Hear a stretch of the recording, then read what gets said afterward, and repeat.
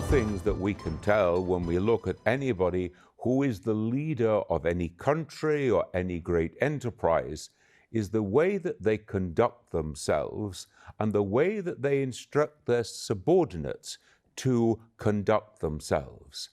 This says something about their character, about their inner disposition, about the way in which they want others to exercise power and authority under them. It says something also about how they view their relationship with God and how they view their relationship with all the people around them, how they view the humanity of other people. One of the things that Imam Ali had to do when he was coming into power after the time of Uthman was to appoint new governors to the different provinces of the growing Islamic community. He sent one of his men to be the new governor of Egypt, and he was Malik al-Ashtar. He wrote him a letter so that he would know exactly how he was to conduct himself. And this letter has been preserved to us. It's a long letter. It's a letter that goes into great detail. But I want to read some extracts from it because I think that it gives us a real insight into the character of Imam Ali, into the way that he saw that power should be exercised, and into his understanding of the quality of the humanity of all those who were around. So he writes to Malik in this way. Amongst your subjects, there are two kinds of people, either your brother in faith or your equal in humanity. Mistakes are committed and defects emerge from them, deliberately or accidentally. Let your mercy and compassion come to their rescue in the same way and to the same extent that you expect God to show mercy and forgiveness to you.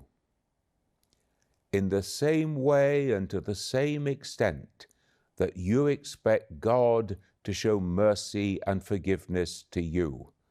What a powerful expression for anyone who considers himself to be a servant of God. And then he continues, judiciary should be beyond the reach of executive pressure or influence. Abandoning equity and justice leads to tyranny and oppression. The leader of the state should ensure that the judicial system is completely fair in dispensing justice. Relatives and friends of those holding leadership positions should not be allowed to evade prosecution if found to be involved in any crime. Again, there we see the way in which Imam Ali is stressing justice and governance on the basis of justice. And then he goes on. Be very careful to promote the welfare of the poor people. Do not be arrogant or vain in dealing with them. Remember that you are responsible to take care of those who have no access to reach you and who are in a miserable condition, perhaps because of poverty or disease. Elements of society may treat them with disgust and contempt, but you must be a source of comfort, love, and respect for them. So the leader is to show comfort, love, and respect for the poorest, for the lowest in the society. He continues, Devastation of the land comes about only through the destitution of its inhabitants, and the destitution of its inhabitants comes about only when the desire to amass wealth starts controlling the souls of the governors. A state survives through the revenues collected from the taxpayers. Therefore, more importance should be attached to the fertility of the land than to the collection of taxes, because the actual taxable capacity of people rests upon the fertility of the land and on successful trade and business. The people cannot pay taxes if they are not generating the income from the land and from their businesses. Therefore, they should be the first concern of the governor of the province. And then I want to read one more paragraph. Never overpay the well-accomplished task simply because it has been done by a very important person. And do not let his position and prestige be the cause of overvaluation of the merit of his work.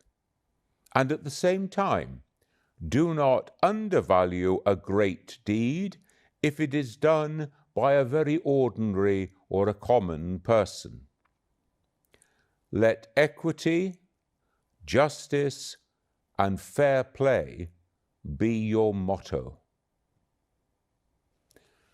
Now, I think that in this way, Imam Ali gives enormous guidance for all those who are in authority, in political authority, in religious authority, in corporate business authority, and also in the judiciary, so that we can see that in all these cases, this is the kind of governance that Imam Ali wants to see. And when he's giving instruction to the tax collectors of his community, he's very keen on saying, you should bring them along with you. You should appeal to them that they should pay their taxes for the benefit of the whole society.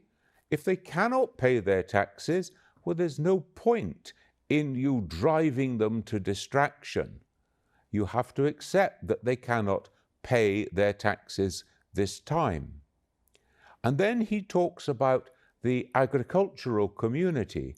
He says, if there is drought, if there is a natural disaster in some way, then of course the crops will be bad and the people will not be able to pay. Instead, then, you should concentrate on the fertility of the land. You should concentrate on enabling them to produce a better crop in the future, because a better future crop will mean more taxes coming into the common fund. And we see yet again that when his own family get into trouble with debt or in any other way, he will not treat them in a way other than the same as everybody else. There is to be no favoritism before the law, and that includes the governor, the chief, the leaders of society.